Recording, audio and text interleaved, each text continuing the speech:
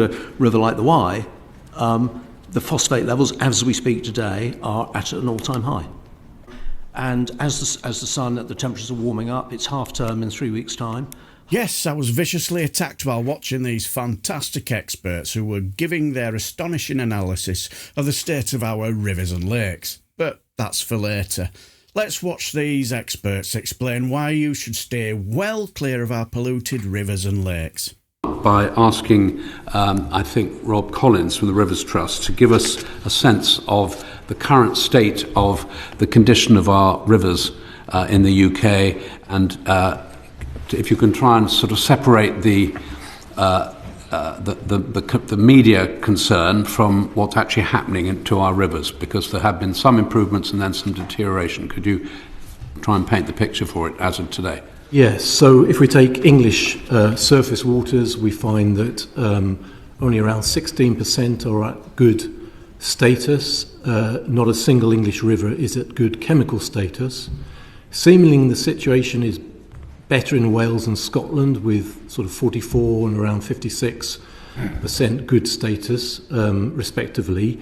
But that isn't really telling the full picture, because neither country there has really undertaken a rigorous analysis of chemical status, really. It would appear that we're somewhat flat-lined here, that the next major target is 2027 under the Water Framework Directive that we still loosely follow. And it would seem that the best we can do is sort of limp along to around 21% good overall status in England. So in terms of the Environment Agency undertake classification for around nearly 4,000 water bodies, I believe, or surface water bodies. The last round of classification, around 150 improved. So over that classification period and the previous one, just 150 improved, and there was actually something like slightly more that deteriorated, 153. So we really are flatlining. And the Water Framework Directive sets up very clearly we shouldn't have any water bodies deteriorating at all. In broad terms, agriculture contributes something like 62% to those failures, water industry something like 55%, road runoff 18-20%. Those figures add up to more than 100%, because, of course, any one water body can fail for more than one reason. The urban element, the urban runoff and urban pollution, is very likely an underestimate, I would suggest. So it feels like we're in a pretty dire situation, and it reflects years of investment.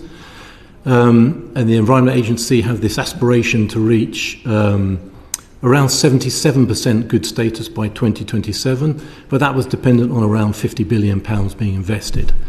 And despite the fact the agency have shown that actually with that investment, the monetised benefits exceed those costs, we've seen just a fraction of that being invested over the last decade or two. The last 5-year period pricing review that we're in at the moment, the water industry were setting out plans to invest 51 billion. That's the figure that you just mentioned. Is that where that comes from?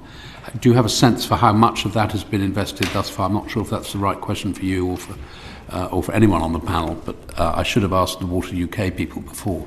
I get the sense that the 50 billion is actually not just water industry. It's tackling road runoff, agriculture as well. But I don't know about the water industry figure input to that. But I think it's predominantly formed the bulk of the investment thus far.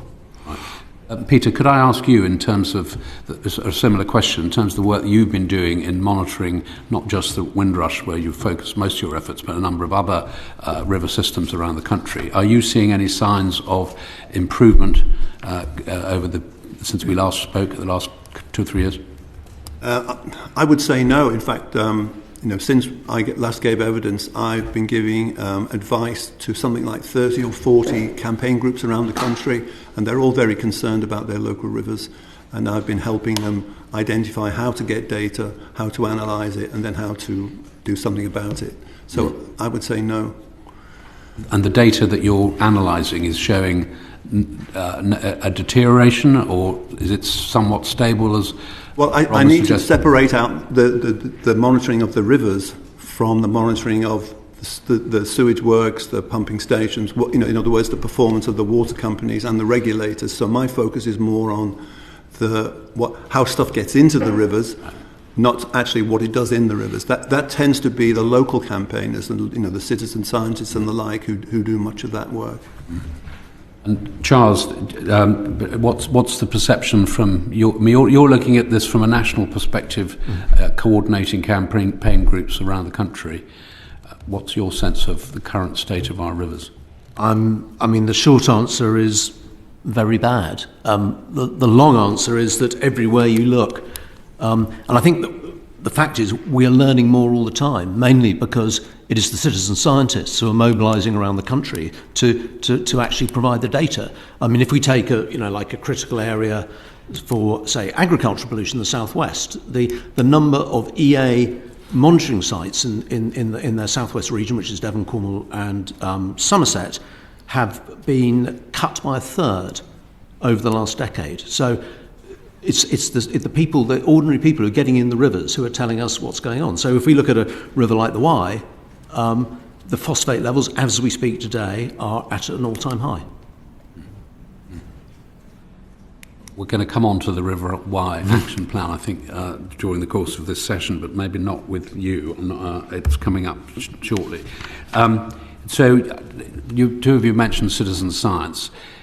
Do you see how is the Environment Agency taking data that citizen scientists are coming up with, or indeed water companies for that matter? Is there a receptiveness to information being provided by people on the ground, and how is that then either changing behaviour or policy within the water company or the regulator? I think in my experience, the Environment Agency don't want to take on board data from citizen scientists unless it's done in a very organised and more scientific fashion. For instance, like on the River Wharfe, where you've got a fellow of the Royal Society who's actually managing all the citizen scientists, making them do regular testing at the same places right throughout the year.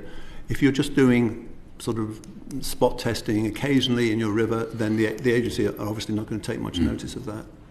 We are moving. We're going to come on to some other questions about monitoring in a second. I don't want to steal other colleagues' thunder, but the announcement this week of additional bathing, first time, I think we've got 12 river systems being tested for bathing water status, and the government is going to be consulting on year-round testing rather than just during the so-called summer swimming season. Do you welcome that? Is that it's obviously a very modest start with 12.